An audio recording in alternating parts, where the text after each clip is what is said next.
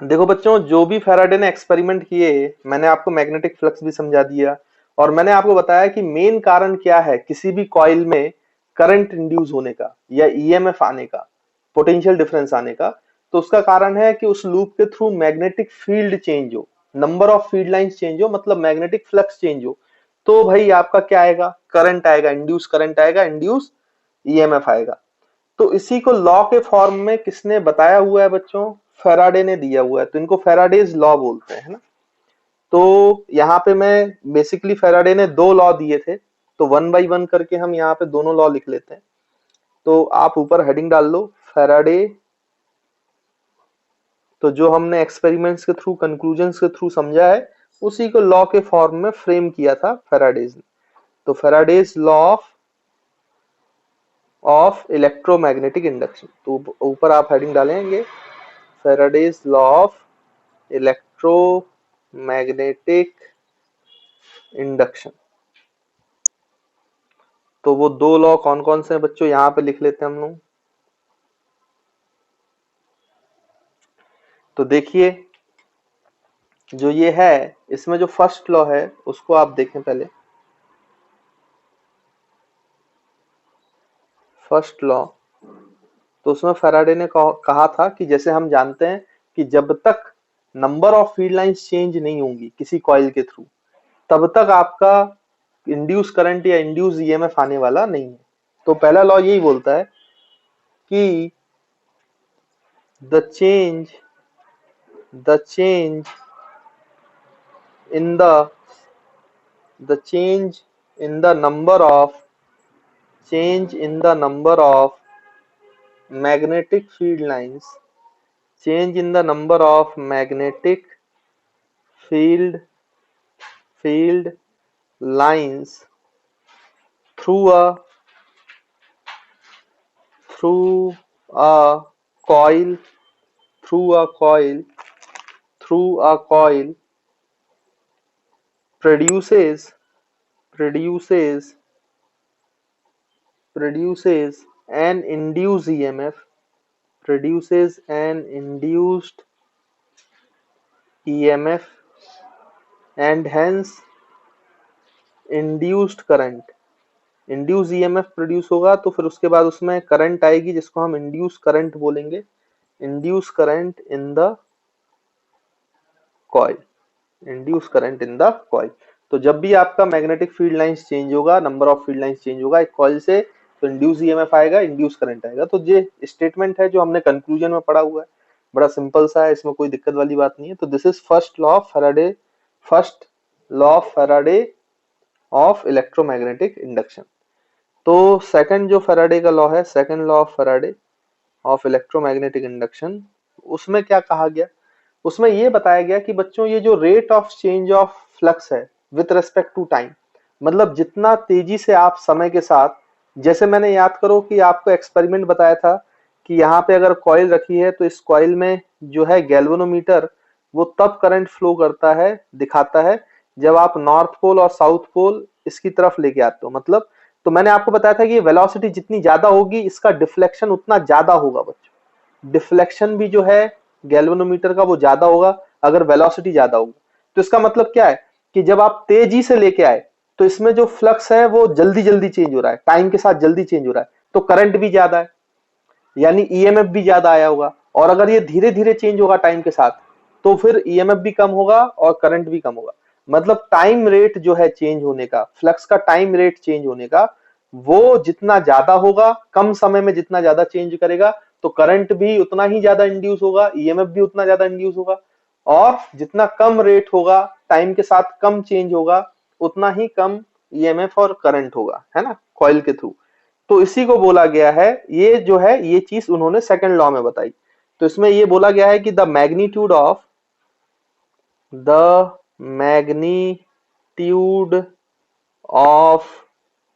induced EMF, the magnitude of induced EMF and induced current induced current, चाहे वो induced EMF का magnitude हो या induced current, जो करंट कॉइल में पैदा हुई है उसका मैग्नीट्यूड हो, डिपेंड्स ऑन द तो ये किस पे डिपेंड करता है बच्चों कि कितना ज्यादा होगा कितना कम होगा? Depends on the change in depends on the change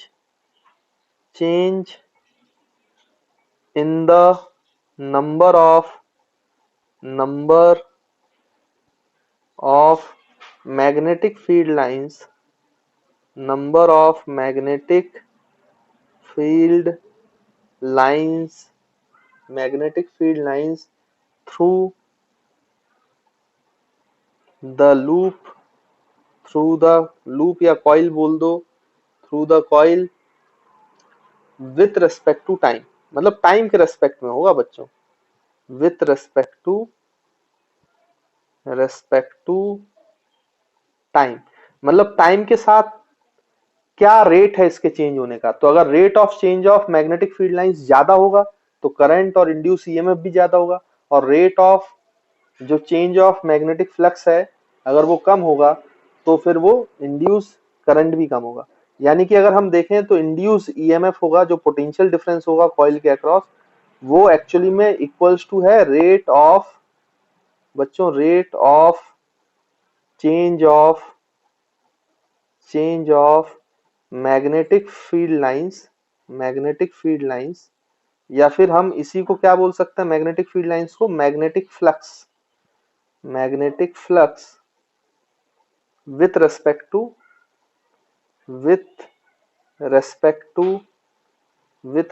to time. तो टाइम के रेस्पेक्ट में चेंज होगा जितना ज्यादा उतना ज्यादा ईएमएफ आएगा उतना ज्यादा आएगा। तो यहाँ पे आप ध्यान से देखो तो ये ईएमएफ की वैल्यू हो जाएगी बच्चों rate of change of flux मतलब delta phi by delta T rate of change of time ऐसे ही दिखेंगे ना। हालांकि ये फॉर्मूला आपके बुक में नहीं है, ये जनरली मैं आपको ऐसे ही बता रहा हूँ है ना। तो rate of change of flux जितना ज्यादा होगा उतना ज्यादा ईएमएफ होगा। तो ईएमएफ की वैल्यू है जो मैथमेटिकल फॉर्मूला है वो सेकंड लॉ से मिलता है निकालने के लिए ईएमएफ को कि कितना बच्चों डेल्टा फाई। अच्छा ये तब वैलिड है जब आपका वन टर्न है कॉइल का, एक टर्न होता है कॉइल का। लेकिन अगर मान लीजिए कि यहाँ पे एन टर्न है तो फॉर एन टर्न अगर एक टर्न के लिए ये ईएमएफ है तो एन टर्न्स के लिए कितना हो जाएगा बच्चों यहाँ पे मल्टीप्लाइड बाई एम हो जाएगा। तो जो आपका ईएमएफ इंड्यूस ईएमएफ है उसका मैग्नीट्यूड हो जाएगा N delta phi by delta T है ना। तो अगर एन टर्न्स है तो N delta phi upon delta T. अच्छा इसमें अगर इंड्यूस करंट आई की वैल्यू निकालनी है तो यहाँ पे जो कॉइल का रेजिस्टेंस है अगर वो आर हो जाए तो small R be the resistance of coil. तो अगर कॉइल का रेजिस्टेंस जो है बच्चों स्मॉल आर है तो आप करंट भी निकाल सकते हो। करंट को क्या लिख सकते हो इंड्यूस करंट जो है वो ईएमएफ अपॉन रेजिस्टेंस हो जाएगा। तो ईएमएफ है N delta phi by delta T और divide by resistance of coil. तो ये इंड्यूस करंट का मैग्नीट्यूड आ जाएगा। तो मैग्नीट्यूड ऐसे निकाला जाता है। हालांकि आपको ये जो फॉर्मूले हैं ये आपके एनसीईआरटी में नहीं दिए, ये जस्ट मैंने आपको बता दिया। तो मैथमेटिकली उनको ऐसे रिप्रेजेंट किया जाता है। तो आई होप आपको ये वाला पॉइंट भी बच्चों क्लियर होगा। देखो बच्चों ये जो फैराडे लॉ है ये आपको एक्चुअली में करंट का या ईएमएफ निकालने का, कॉइल में कितना ईएमएफ या करंट डेवलप होगा, पोटेंशियल डिफरेंस डेवलप होगा, उसको निकालने का जो तरीका है उसका मैग्नीट्यूड निकालने का तरीका बताता है। लेकिन यहां से हमें इसकी डायरेक्शन नहीं पता चली कि एक कॉइल में किस डायरेक्शन में करंट फ्लो होगा। तो डायरेक्शन के लिए क्या करना पड़ता है बच्चों, तो डायरेक्शन के लिए ध्यान से देखो। तो डायरेक्शन के लिए एक दूसरा लॉ है, एक दूसरे साइंटिस्ट ने लॉ दिया था जिनका नाम लेंज था। तो हम डायरेक्शन ऑफ करंट की करंट कॉइल में कैसी होगी, क्लॉकवाइज एंटी क्लॉकवाइज, ये कैसे पता करेंगे, किस डायरेक्शन में फ्लो करेगी। तो ये पता करने के लिए यहाँ पे हम क्या करेंगे बच्चों, लेंज लॉ को पढ़ेंगे। तो मैग्नीट्यूड आता है फैराडेज लॉ से। तो मैग्नीट्यूड ऑफ करंट या ईएमएफ हमें मिल जाता है फैराडे लॉ से। और magnitude of direction of current निकालने के लिए हम यूज करेंगे लेंज लॉ का। तो लेंज लॉ क्या होता है उसको भी समझ लीजिए जल्दी से, है ना। तो वो मैं नेक्स्ट पेज पे आपको बताता हूं। तो यहां पे बच्चों आप ये वाला पॉइंट लिख सकते हो भाई कि for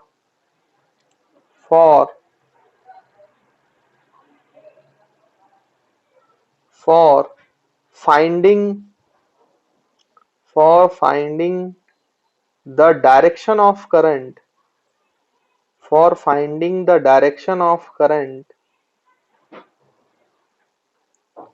we use Lenz law. तो लेंज लॉ का यूज करेंगे। तो यहाँ पे बच्चों अब लिखेंगे हम लेंज लॉ। तो ये लेंज लॉ क्या कहता है, पहले स्टेटमेंट लिखते हैं, उसके बाद फिर मैं लेंज लॉ को आपको समझाता हूं, है ना, कि लेंज लॉ क्या होता है। अब आप ध्यान से देखो, तो लेंज लॉ जो है वो क्या बोलता है, तो उसकी स्टेटमेंट लिखते हैं सबसे पहले। तो इसमें आप लिखिए लेंज लॉ में द इंड्यूस करंट है ना बच्चों, the induced current in a coil is flow in such a direction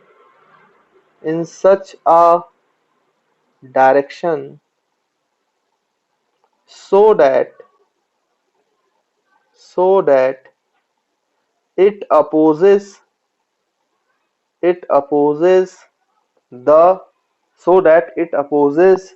the cause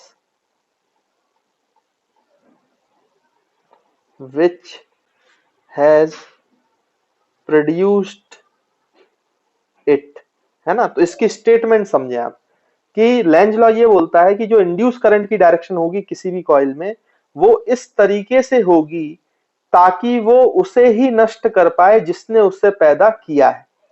यानी जो कारण है इंड्यूस करंट आने का, उस कारण को ही वो खत्म करना चाहता है। तो करंट ऐसे बहेगा। अब इस स्टेटमेंट का क्या मतलब है, उसको बच्चों यहाँ पे एग्जाम्पल के थ्रू समझो, क्योंकि एग्जाम्पल से ही समझ में आएगा हमें। तो यहाँ पे एग्जाम्पल के थ्रू समझते हैं कि करंट की डायरेक्शन कैसी होगी भाई। तो यहाँ पे बच्चों एक एग्जाम्पल लेते हैं।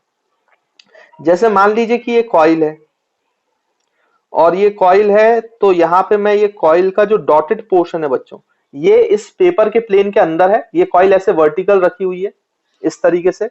तो आधी कॉइल पेपर के अंदर है और आधी कॉइल पेपर के बाहर है ना। तो ये जो डॉटेड लाइन है ये कॉइल पेपर के अंदर है, नहीं तो कई बार बच्चे गलत इंटरप्रेट कर लेते हैं, तो फिर आंसर उनका गलत होता है और फिर कंफ्यूज होते हैं अननेसेसरी। तो आप ये जो डॉटेड लाइन देख रहे हैं इसको पेपर के अंदर माने, और ये जो सॉलिड लाइन देख रहे हैं ये पेपर के बाहर माने। अब जैसे ही आप बच्चों यहाँ पर इसके इस तरीके से एक्सिस में एक मैग्नेट रखा है आपने, है ना। तो मैग्नेट का ये कौन सा पोल है बच्चों, नॉर्थ पोल है। ये कौन सा पोल है, साउथ पोल है। ये नॉर्थ पोल है और ये साउथ पोल है। तो मैग्नेट जो है इसकी तरफ आ रहा है ऐसे। तो आपको बताना है कि इस कॉइल में करंट किस डायरेक्शन में प्रोड्यूस होगा। ये v वेलोसिटी से इधर आ रहा है। अब आप ध्यान से देखो, तो अगर ये v वेलोसिटी से किसकी तरफ आ रहा है बच्चों, कॉइल की तरफ आ रहा है, जिसका कॉइल का डॉटेड पोर्शन इस प्लेन के नीचे है और ये सॉलिड पोर्शन जो प्लेन के ऊपर है। तो ऑब्वियस सी बात है नॉर्थ पोल से जो है बच्चों वो मैग्नेटिक फील्ड लाइंस ऐसे निकलेंगी और साउथ पोल में टर्मिनेट होती हैं। ये तो आपको पता ही है, इसमें तो कोई दिक्कत है नहीं। तो जैसे ये आएगा तो इसमें ये मैग्नेटिक फील्ड लाइंस जो है बढ़ेंगी। तो मैग्नेटिक फील्ड लाइंस का बढ़ना या नॉर्थ पोल का इसके पास आना, ये किसको प्रोड्यूस करेगा, इसमें इंड्यूस करंट को। लेकिन इंड्यूस करंट इस तरीके से प्रोड्यूस होगी कि वो उसे ही अपोज करे, उसे ही खत्म करने की कोशिश करेगी जिसने उसे पैदा किया है। तो इंड्यूस करंट को पैदा करने का कारण क्या है, नॉर्थ पोल का पास आना, इसकी ये वेलोसिटी इस तरफ आना। तो ये नहीं चाहता कि ये इधर आए, तो इंड्यूस करंट ऐसा पैदा करेगी। तो अगर ये इंड्यूस करंट पैदा करेगी तो नॉर्थ पोल को रिपेल करना चाहेगी, वो नहीं चाहेगी कि उसके पास आए, क्योंकि इसका पास आना इसमें करंट का कारण है। तो इसके पास को आने देना नहीं चाहता, इसमें मैग्नेटिक फील्ड को बढ़ने देना नहीं चाहता है, तो इसको रिपेल करेगा। रिपेल करने के लिए उसको इस साइड में, जब आप यहां से देखोगे जहां से आपने मैग्नेट को भेजा है, अगर उसी साइड से देखोगे तो ये वाला एंड जो है वो अपना नॉर्थ पोल बनाएगा कॉइल का। क्यों नॉर्थ पोल बनाएगा, ताकि इस नॉर्थ पोल का पास आना रोक पाए, क्योंकि ये इसे ही अपोज करता है जो उसे प्रोड्यूस कर रहा है। देखो यही लिखा ना, induce current in a coil flows in a such a direction so that it opposes the cause which has produced it. तो इसका पास आना इसमें करंट आने का कारण है, तो उस कारण को ही खत्म करना चाहता है, तो इसको पास आने देना नहीं चाहता। तो पास कब नहीं आने देगा, कि करंट इसमें इस तरीके से फ्लो हो ताकि ये नॉर्थ पोल को अपोज कर पाए, पास ना आने दे। तो इस वाले फेस में नॉर्थ पोल बनेगा। नॉर्थ पोल मतलब इस वाले फेस से अगर आप देखोगे इस डायरेक्शन से, तो ये आपको एंटी क्लॉकवाइज करंट होगी। तो ये करंट की डायरेक्शन होगी बच्चों। और इस वाली इस फेस से देखोगे तो ये फिर साउथ पोल दिखेगा, क्योंकि इस फेस से देखने पे ये आपको क्लॉकवाइज दिखाई देगी। अगर एक साइड से एंटी क्लॉकवाइज दिख रही है तो दूसरे साइड से आपको क्लॉकवाइज दिखाई देगी। तो ये करंट की डायरेक्शन है। इस तरीके से हमने लेंज लॉ को अप्लाई किया है। आई होप आपको लेंज लॉ समझ में आया होगा बच्चों, इसमें क्लियर होगा, इसमें मेरे ख्याल से कोई दिक्कत नहीं होगी। और एग्जांपल ले लेते हैं और अच्छे से समझते हैं लेंज लॉ को। ध्यान से देखो, मान लो फॉर एग्जांपल जो मैग्नेटिक फील्ड है बच्चों वो ऐसे डॉट डॉट, मैंने आपको देखो डॉट और क्रॉस बताया हुआ है ना। डॉट का मतलब क्या बच्चों, आउटवर्ड नॉर्मल, मतलब प्लेन से परपेंडिकुलर बाहर की तरफ, मतलब आपकी तरफ। तो ये डॉट जो है वो आउटवर्ड नॉर्मल की डायरेक्शन, और अगर ऐसे क्रॉस बनाऊं तो ये इनवर्ड नॉर्मल है। तो इनवर्ड नॉर्मल का मतलब पेपर से, प्लेन के पेपर से परपेंडिकुलर अंदर की तरफ। तो अंदर की तरफ जो है वो क्रॉस से रिप्रेजेंट करते हैं, और पेपर से परपेंडिकुलर बाहर की तरफ, आपकी तरफ आउटवर्ड नॉर्मल है, और आपसे दूर जा रहा होगा तो इनवर्ड नॉर्मल है। तो मान लीजिए कि यहाँ पे डॉट डॉट डॉट है, ऐसी मैग्नेटिक फील्ड है बच्चों, इस तरीके से मैग्नेटिक फील्ड है। तो ये मैग्नेटिक फील्ड बी है। अब आप ध्यान से देखो तो यहां पर एक लूप रखा है, कॉइल रखा है। अब ये क्या कर रहे हैं कि हम मैग्नेटिक फील्ड को बढ़ा रहे हैं, मैग्नेटिक फील्ड को बढ़ा रहे हैं। तो इस कॉइल के थ्रू मैग्नेटिक फ्लक्स भी बढ़ेगा। अगर मैग्नेटिक फील्ड बढ़ाओगे तो मैग्नेटिक फील्ड लाइंस जो है वो भी बढ़ेंगी, तो इस कॉइल से ऊपर की तरफ, बाहर की तरफ, आपकी तरफ मैग्नेटिक फील्ड बढ़ रही है। तो ये किसको पसंद नहीं आएगा, कॉइल को। तो कॉइल अब इसमें इंड्यूस करंट फ्लो कराएगी, और वो इस तरीके से इंड्यूस करंट फ्लो कराएगी कि इसका ऊपर की तरफ बढ़ना मैग्नेटिक फील्ड का वो कैंसिल कर पाए, उसको अपोज कर पाए। तो इसको कॉइल ऐसे, इस कॉइल को करंट ऐसे बहानी पड़ेगी कि इसके अपोजिशन में वो मैग्नेटिक फील्ड जनरेट कर पाए। तो देखो, अगर ऊपर की तरफ मैग्नेटिक फील्ड बढ़ रही है तो उसको कम कैसे कर सकती है कि ये कॉइल करंट ऐसे बहाए कि अंदर की तरफ मैग्नेटिक फील्ड प्रोड्यूस कर दे। और अंदर की तरफ अगर मैग्नेटिक फील्ड प्रोड्यूस करना है तो देखो बच्चों कैसा घुमाना पड़ेगा इसको, करंट क्लॉकवाइज। जब क्लॉकवाइज घुमाएगी तभी तो मैग्नेटिक फील्ड अंदर की तरफ आएगी, तो इसको अपोज करेगा। तो यहां पे अभी जो करंट है, करंट की डायरेक्शन है बच्चों, वो कैसी हो जाएगी, क्लॉकवाइज डायरेक्शन। देखो ये अपोज कर रहा है, जो उसको कॉज है, जो जिसने इस करंट को पैदा करने के लिए मजबूर कर रहा है, फ्लक्स को चेंज कर रहा है, वो उसको ही अपोज कर रहा है। तो ऊपर की तरफ मैग्नेटिक फील्ड का बढ़ना कारण था, तो उसको कारण को खत्म करने के लिए, अपोज करने के लिए वो ऐसे करंट बहाएगी ताकि उसको अपोज कर पाए। तो वो अंदर की तरफ मैग्नेटिक फील्ड बनाएगी। तो जो करंट है वो क्लॉकवाइज बहेगी, तभी वो अंदर की तरफ मैग्नेटिक फील्ड बना सकती है। आई होप आपको ये वाला एग्जाम्पल भी क्लियर होगा। और नहीं तो और एग्जाम्पल देखो, कोई दिक्कत नहीं है, इसमें कोई कमी नहीं है एग्जाम्पल्स की। जैसे मैं आपसे बोलूं कि भाई ये मैग्नेटिक फील्ड है डॉट डॉट डॉट, मतलब आपकी तरफ परपेंडिकुलर टू द पेपर आ रहा है, और यहाँ पे कॉइल जो है वो ऐसे रखी हुई है, और अब मैग्नेटिक फील्ड जो है बच्चों वो कम हो रही है। तो मैग्नेटिक फील्ड लाइंस भी कम हो रही हैं, मतलब बाहर की तरफ मैग्नेटिक फील्ड लाइंस कम हो रही हैं। तो इसमें करंट आने का कारण क्या है, फ्लक्स के चेंज होने का कारण क्या है, बाहर की तरफ, ऊपर की तरफ मैग्नेटिक फील्ड लाइंस का कम होना, आपकी तरफ मैग्नेटिक फील्ड लाइंस का कम होना। तो ये अब उसको कम नहीं होने देगा, करंट ऐसे बहेगा ताकि मैग्नेटिक फील्ड कम ना हो पाए, क्योंकि वो उसको अपोज करता है ना, जो उसे प्रोड्यूस कर रहा है। पहले मैग्नेटिक फील्ड का बढ़ना कारण था, तो उसको अपोज करने के लिए उसने मैग्नेटिक फील्ड अपोजिट डायरेक्शन में लगाई।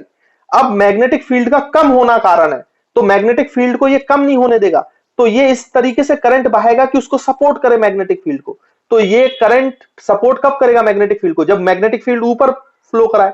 तो आपका थंब ऊपर कब होता है, जब कॉइल में जो करंट है बच्चों वो कैसी घूमेगी, एंटी क्लॉकवाइज। तो इस वाले केस में जो करंट है वो एंटी क्लॉकवाइज मूव करेगी। देखो इस तरीके से। आई होप आपको लेंज लॉ क्लियर हो रहा होगा बच्चों, समझ में आ रहा होगा कि कॉइल में direction of current Lenz law से कैसे निकालते हैं ना। तो सबसे बढ़िया तरीका है ये करंट की डायरेक्शन निकालने का। और अगर हम देखें एग्जाम्पल की बात करें तो और एग्जाम्पल ले सकते हैं, इसमें कोई दिक्कत वाली बात नहीं है। तो यहां पे देखो बच्चों, यहां पे इस तरीके से आप देखो कि ये जो सॉलिड लाइन है ये पेपर के बाहर है, और ये जो डॉटेड लाइन है कॉइल का ये पेपर के अंदर है ना। मतलब ये जो कॉइल है ये हॉरिजॉन्टल रखी है, तो हाफ रिंग जो है वो बाहर है पेपर के सॉलिड में, और डॉटेड लाइन जो है वो पेपर के अंदर है। अब मान लीजिए कि आपने यहां पर बच्चों एक मैग्नेट है, साउथ पोल और नॉर्थ पोल, इसको आपने यहां से रिलीज कर दिया, तो ये नीचे की तरफ गिरेगा due to gravitational force released. तो ये नीचे की तरफ गिरेगा, तो ये जो साउथ पोल है ये पास आएगा, जिसके कारण इसमें से मैग्नेटिक फ्लक्स चेंज होगा। तो इसका पास आना इसका करंट का कारण होगा। तो इस वाले फेस में ये कौन सा पोल जनरेट कर लेगा बच्चों? साउथ पोल, ताकि इसको रिपेल कर पाए, क्योंकि इसका पास आना पसंद नहीं है। तो ऊपर से देखने पर जो आपको करंट की डायरेक्शन दिखाई देगी वो क्लॉकवाइज दिखाई देगी जब ये इसके पास आ रहा था। लेकिन सोचो जब ये इससे दूर जाएगा, मतलब ऊपर साउथ पोल बनाएगा और नीचे नॉर्थ पोल बनाएगा, लेकिन सोचो कभी ना कभी ये जो मैग्नेट है इसको क्रॉस करके नीचे आ जाएगा, मतलब नीचे की तरफ निकलेगा। मतलब ये देखो सेकंड एग्जांपल में, अब ये कॉइल है आपका, ये डॉटेड लाइन जो है वो पेपर के अंदर है, और ये जो है मैग्नेट अब वो ऐसे आ गया है। अब ये नॉर्थ पोल है, ये साउथ पोल है। अब मैग्नेट नीचे की तरफ जा रहा है, तो इसमें फ्लक्स चेंज होने के कारण जब क्रॉस कर गया कॉइल को, मैग्नेट क्रॉस कर गया, तो देखो फ्लक्स चेंज होने का कारण है नॉर्थ पोल का दूर जाना। तो ये नॉर्थ पोल को दूर नहीं जाने देना चाहता, तो नीचे के फेस में क्या बनाएगा बच्चों? South pole. नीचे के फेस में साउथ पोल बनाएगा, तो ऊपर के फेस में, क्योंकि इसको अट्रैक्ट करना चाहता है, अब ये दूर नहीं जाना देता चाहता है, तो साउथ पोल अपनी पोलैरिटी बदल लेगा। मतलब करंट अब इस तरीके से बहेगा कि साउथ पोल नीचे बने और ऊपर कौन सा पोल बने बच्चों? ऊपर जो है आपका नॉर्थ पोल बने। तो करंट कैसे दिखाई देगी? ऊपर से देखने पर एंटी क्लॉकवाइज और नीचे से देखने पर क्लॉकवाइज। आई होप आपको करंट की डायरेक्शन समझ में आई होगी। लेंज लॉ कैसे अप्लाई किया जाता है बच्चों समझ में आया होगा। मैंने काफी सारे एग्जांपल से आपको समझाने की कोशिश की है। तो किसी भी कॉइल में इस तरीके से आप डायरेक्शन ऑफ करंट निकाल सकते हैं बाय यूजिंग लेंज लॉ। तो देखिए बच्चों, यहां पर और एक क्वेश्चन पूछा जाता है, बड़ा ही इंटरेस्टिंग सा क्वेश्चन है, काफी पूछा जाता है। तो उसमें क्या किया जाता है कि यहाँ पे बच्चों इस तरीके से रेल्स रख दी जाती, ऐसे मान लीजिए कि ये रेल्स हैं, रेल्स लगी हुई हैं, है ना, मेटल की रेल्स हैं, इसमें कोई दिक्कत वाली बात नहीं है।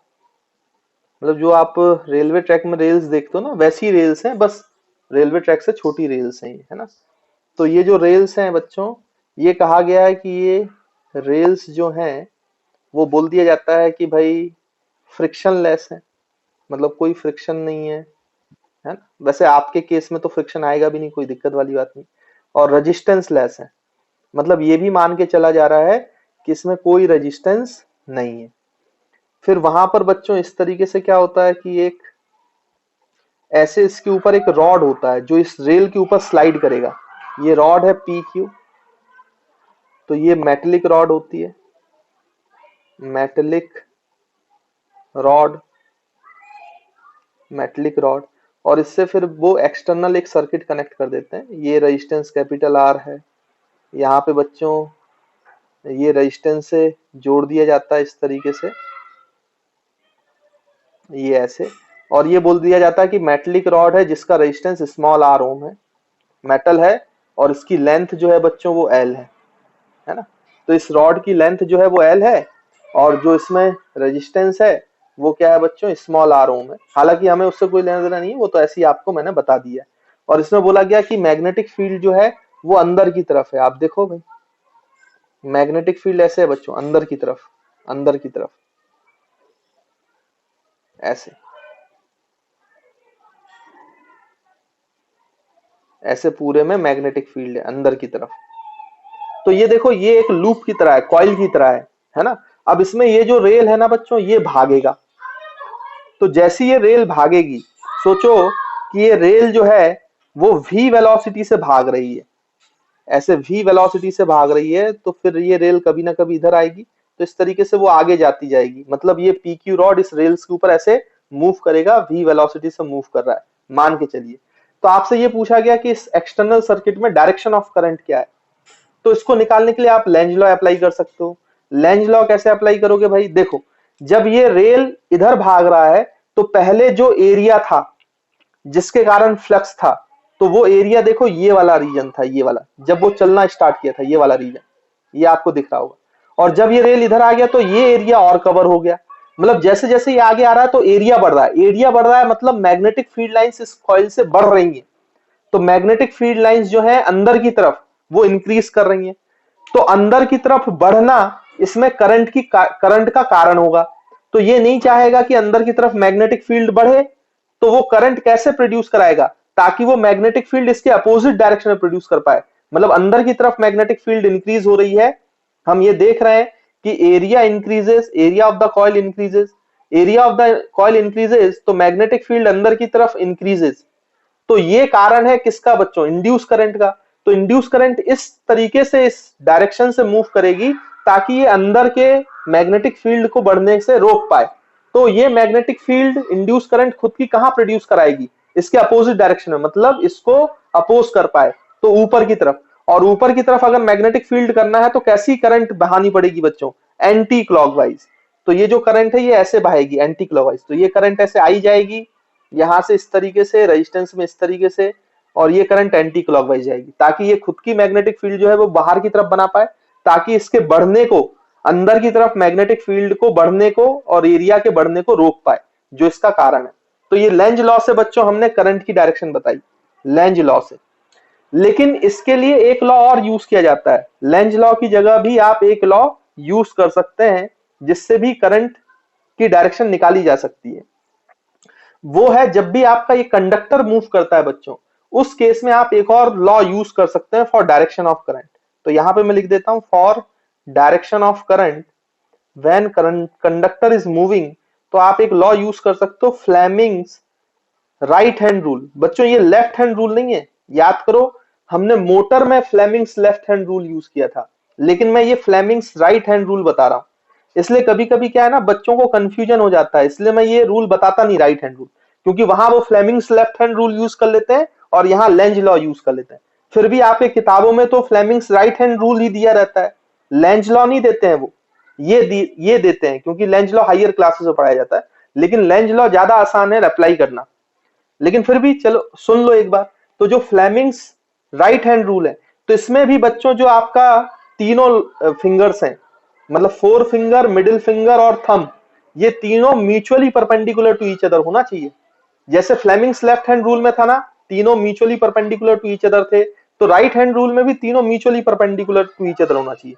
मतलब राइट हैंड रूल की पहली कंडीशन कि जो आपका फोर फिंगर होना चाहिए, four finger, middle finger, middle finger लगाने से पहले and thumb are must be mutually perpendicular to each other, mutually perpendicular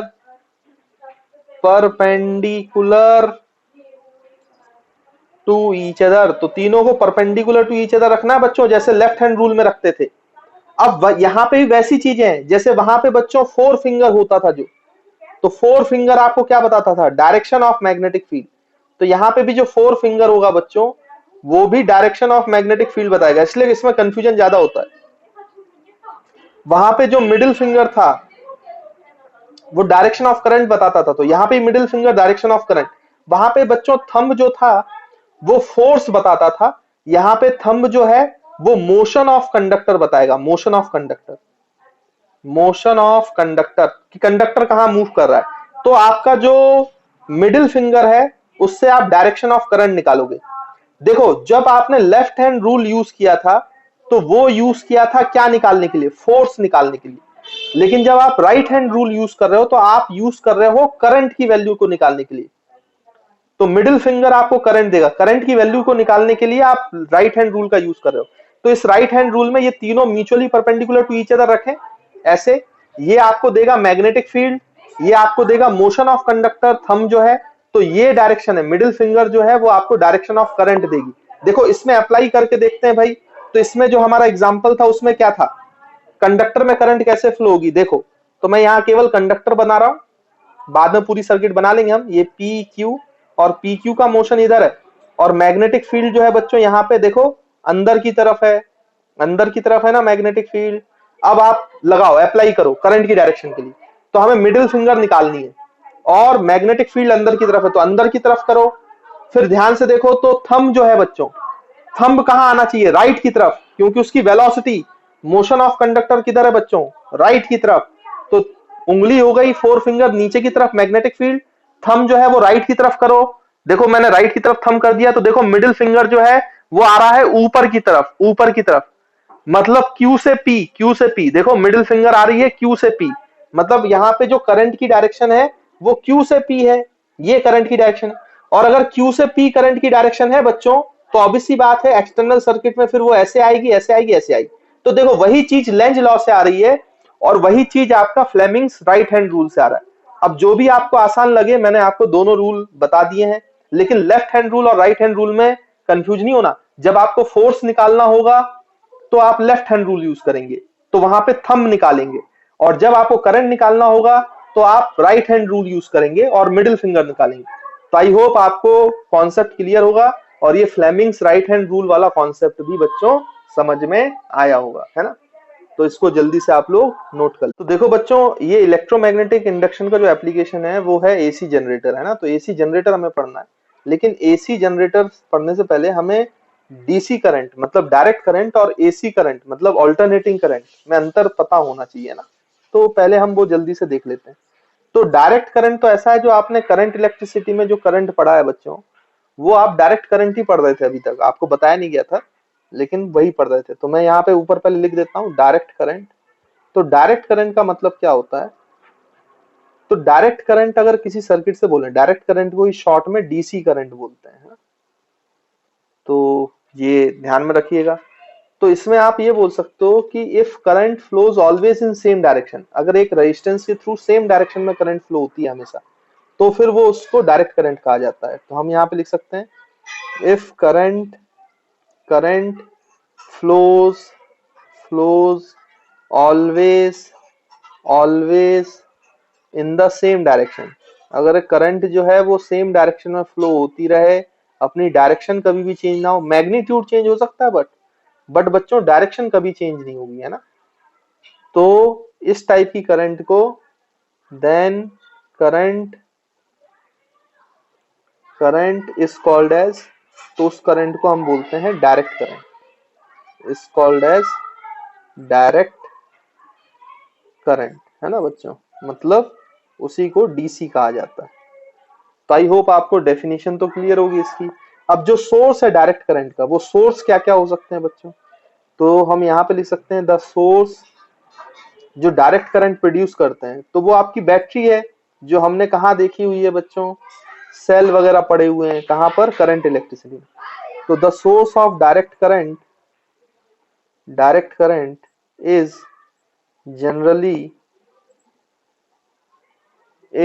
generally a cell, तो जो सेल है वो होता है, और अब बैटरी मतलब कॉम्बिनेशन ऑफ सेल जो होता है बच्चों वो बैटरी होती है, तो वो भी एक ही डायरेक्शन में करंट फ्लो कराती है हमेशा, है ना। और डीसी जनरेटर, तो डीसी जनरेटर हमारे कोर्स में नहीं है, लेकिन डीसी जनरेटर नाम की चीज होती है जो डायरेक्ट करंट को प्रोड्यूस करती है। तो डीसी जनरेटर भी एक सोर्स है किसका, और एटसेट्रा, और कई सारे ऐसे अलग अलग सोर्स होते हैं जिनका यूज लिया जाता है। तो आई होप आपको बच्चों क्लियर होगा ये। यानी कि होगा क्या, अब जो डीसी करंट होता है बच्चों, उसको अगर हम यहाँ पे अप्लाई करें, तो यहाँ पे कोई भी आपका इलेक्ट्रिकल अप्लायंस है, तो इलेक्ट्रिकल अप्लायंस जो होता है बच्चों, उसको शो करने के लिए हम रेजिस्टेंस लगाते हैं ना, क्योंकि किसी भी इलेक्ट्रिकल अप्लायंसेस का रेजिस्टेंस होता है। तो ये कोई भी आपका इलेक्ट्रिकल अप्लायंस है, उसको शो करने के लिए हम रेजिस्टेंस का यूज करते हैं। ये मैं आपको पहले भी ये करंट इलेक्ट्रिसिटी में बता चुका हूँ, है ना। तो यहाँ पे कोई भी ऐसा अप्लायंस है, उस अप्लायंस को अगर आपने डीसी सोर्स से, यानी कि सेल का रिप्रेजेंटेशन ऐसा होता है, तो ये हाइयर पोटेंशियल है, लोअर पोटेंशियल है, तो ये आपका डीसी सोर्स है। तो डीसी सोर्स से आपने कनेक्ट किया है, तो अगर ये पॉइंट ए है, ये पॉइंट बी है, तो हमेशा देखो ये डीसी सोर्स जो है वो एक ही डायरेक्शन में करंट फ्लो कराएगा, that is from A to B. Current हमेशा हाइयर पोटेंशियल से लोअर पोटेंशियल। तो इस इलेक्ट्रिकल अप्लायंस में करंट हमेशा एक ही डायरेक्शन में रहेगी, जिसको हम क्या बोलते हैं बच्चों, डीसी करंट। इसी को हम डीसी करंट बोलते हैं, क्योंकि ये अपनी डायरेक्शन चेंज नहीं कर सकती। और अगर इसका ग्राफ देखा जाए तो ये कभी भी अपनी डायरेक्शन चेंज नहीं करेगी। तो अगर ये पॉजिटिव डायरेक्शन मानते हैं, तो इसमें करंट जो है वो टाइम के साथ कभी भी अपनी डायरेक्शन चेंज नहीं कर रही है, तो करंट हमेशा पॉजिटिव है। उसकी कोई भी वैल्यू हो, जैसे अगर ये 2 एम्पियर है या जो भी है, तो आई नॉट करंट है, तो वो हमेशा हर टाइम पे आई नॉट रहेगी और पॉजिटिव ही रहेगी, क्योंकि उसकी डायरेक्शन चेंज नहीं हो रही है। तो आई थिंक आपको डीसी करंट समझ में आया होगा बच्चों, है ना। तो इस तरीके से हम डीसी करंट को क्लासिफाई कर सकते हैं। उसके बाद जो दूसरी टाइप की करंट होती है उसको बोलते हैं एसी करंट, यानी ऑल्टरनेटिंग करंट। अभी ऑल्टरनेटिंग करंट क्या होता है उसको भी देख लेते हैं जल्दी से। तो ऑल्टरनेटिंग करंट में क्या होता है बच्चों की डायरेक्शन चेंज होती है बार बार, है ना। तो पीरियोडिकली डायरेक्शन जब चेंज होने लगती है, मैग्नीट्यूड तो चेंज होता ही है, साथ में डायरेक्शन भी चेंज होता है, तो उसको हम बोलते हैं एसी करंट, है ना। तो ऑल्टरनेटिंग करंट फुल फॉर्म है, उसको शॉर्ट में हम एसी रीड करते हैं। तो इसमें आप लिख सकते हो, इसका जो डेफिनेशन है उसमें बच्चों आप लिख सकते हो, if current current changes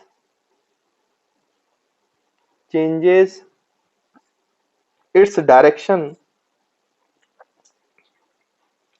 changes its direction after a regular interval of time, after a regular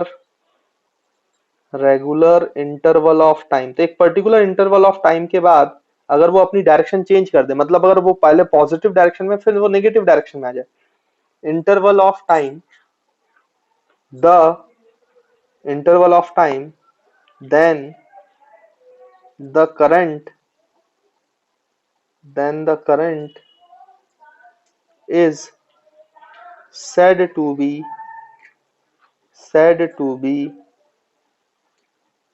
alternating current, मतलब AC current, said to be AC current, है ना।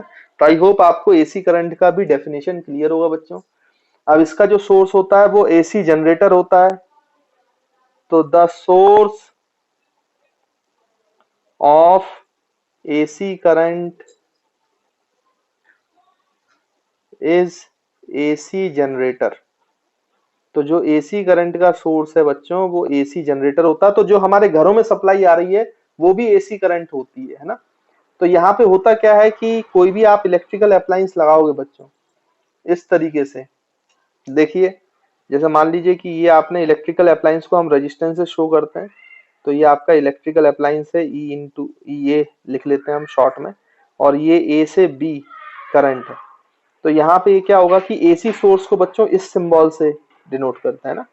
तो इस तरीके से एक गोला बनाते हैं और गोला में इस तरीके से एक सिंबल बना देते हैं। तो ये आपका एसी सोर्स का सिंबल है, तो ये आपका एसी सोर्स है ना बच्चों, ये एसी सोर्स है। तो होगा क्या कि इसमें जो एसी करंट होगी वो लगातार अपना इस तरीके से डायरेक्शन चेंज करती है बच्चों। पहले वो किसी टाइम तक पॉजिटिव डायरेक्शन में रहेगी, फिर किसी टाइम तक वो नेगेटिव डायरेक्शन में होगी, फिर वो किसी टाइम तक पॉजिटिव डायरेक्शन में होगी, फिर किसी टाइम तक नेगेटिव डायरेक्शन में होगी, और ये साइकिल ऐसे चलती रहेगी, कंटिन्यू चलती रहेगी। तो मान लीजिए कि एक साइकिल जो है मतलब पॉजिटिव से नेगेटिव और फिर पॉजिटिव आना, मतलब अपने आप को रिपीट करना, तो ये एक साइकिल होता है। तो एक साइकिल में जो टाइम लगता है वो टाइम पीरियड है।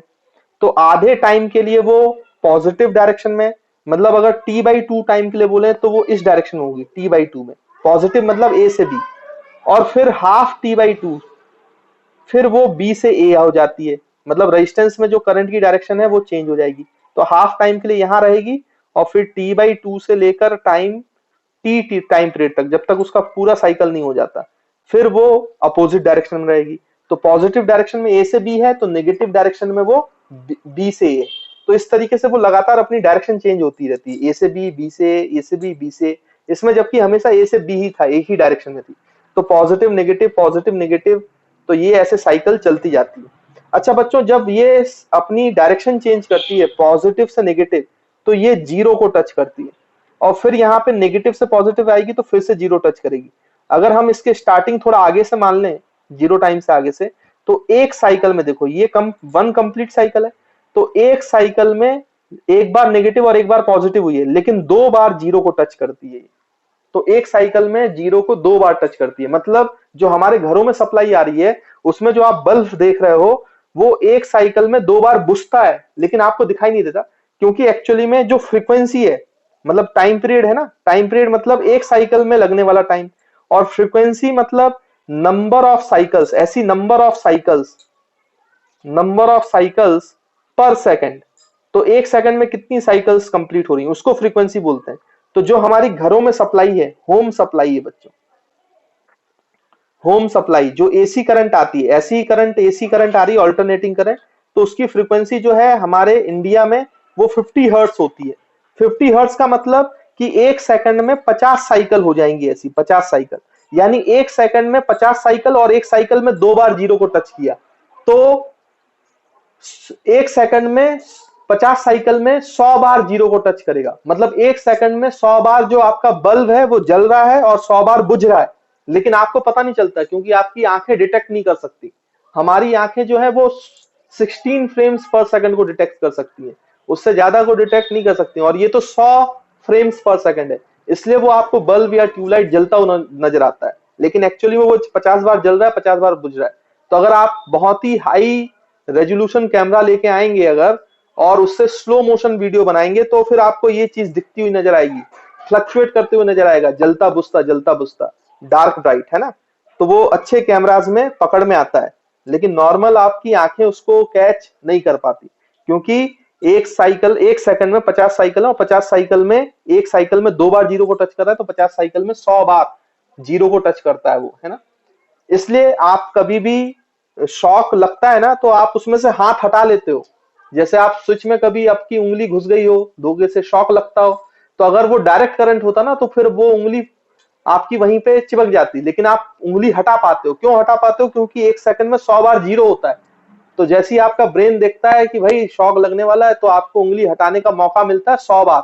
तो किसी भी समय पे जब वो जीरो हो रही होती है तो आप उंगली हटा पाते हो, इसलिए आपको ज्यादा डैमेज नहीं कर पाता। अगर वही डायरेक्ट करंट होता, मेंटेन रहता, तो फिर उससे आप चिपक जाते, है ना। हालांकि चिपकते नहीं है, उसका दूसरा कारण है, लेकिन वो हम अभी उस पर बात नहीं कर रहे हैं। तो ये छोटी मोटी चीजें हैं जो मैं आपको बता रहा हूँ, जो कि इंपॉर्टेंट होती है ना। तो आई होप आपको ऑल्टरनेटिंग करंट जो है बच्चों वो समझ में आया होगा। और यहाँ पे आप एक पॉइंट और लिख सकते हो कि alternating current becomes zero twice in a cycle. तो 2 बार जीरो होता है ना, तो यहाँ पे मैं लिख देता हूँ ऑल्टरनेटिंग alternating current becomes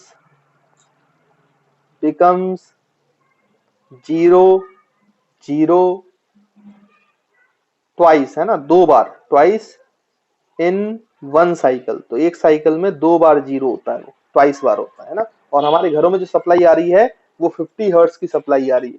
तो आई होप बच्चों आपको ये बात क्लियर होगी, समझ में आई होगी, है ना। तो इस तरीके से ऑल्टरनेटिंग करंट बार बार अपनी डायरेक्शन चेंज कर सकता है रेगुलर इंटरवल ऑफ टाइम में, उसी को हम ऑल्टरनेटिंग करंट करते हैं। और डीसी करंट अब कभी भी अपनी डायरेक्शन चेंज नहीं करता, तो उसको डीसी करंट बोलते हैं। तो ऑल्टरनेटिंग करंट और डीसी करंट में आपको अंतर समझ में आ गया होगा। और इसी ऑल्टरनेटिंग करंट को हम एसी जनरेटर के थ्रू जनरेट करेंगे। तो एसी जनरेटर आपके कोर्स में है, तो हम बच्चों एसी जनरेटर का पूरा डेफिनेशन, जैसे हमने डीसी मोटर के बारे में पढ़ा है, वैसे हम पूरा एसी जनरेटर की डिवाइस को भी पढ़ेंगे, है ना। तो आई होप यहाँ तक बच्चों आपको क्लियर होगा।